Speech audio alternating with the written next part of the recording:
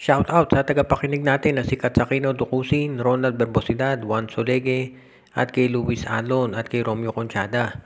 At sa balita natin ngayon, itong Hinebra ay naghahanap ng pwedeng ipalit dito kay Tony Bishop dahil mukhang yung laro niya parang kulang. Hindi kayang dali ng Hinebra sa kampyonato. Siyempre gusto si Justin Brownlee pero itong FIBA wala pang desisyon tungkol dyan. Kaya sa tingin ko magandang opsyon ay kunin ng Hinebra itong si Miles Powell. Si Miles Powell ang ganda ng nilalaro ngayon sa China, nag-average ng 27 points. At may kontrata siya doon, pero alam naman natin ng SMC at si Francis Chua, kung gugustuhin nila kaya nilang i-buyout yung kontrata nitong si Miles Powell dyan sa China. At bigyan siya ng kontrata dito sa Hinebra para dito na lang maglaro.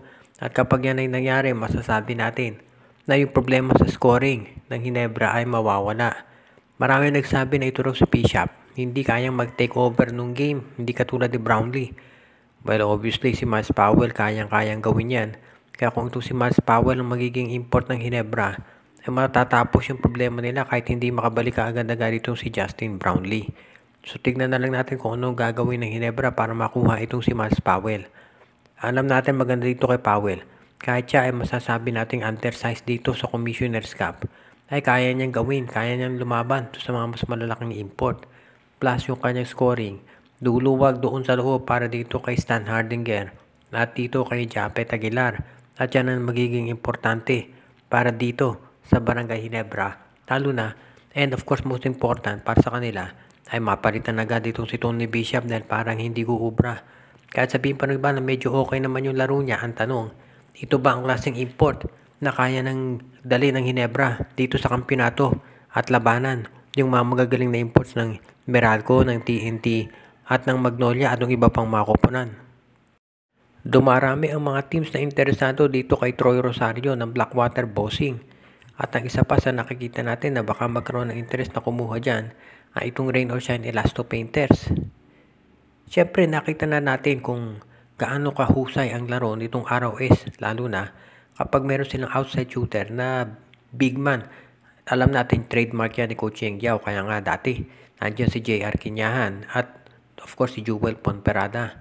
Ngayon naman meron siyang Kit Datu. Kung meron kang Troy Rosario na may tira din sa labas, malaking tulong yan para dito sa Rain or Shine Elasto Painters.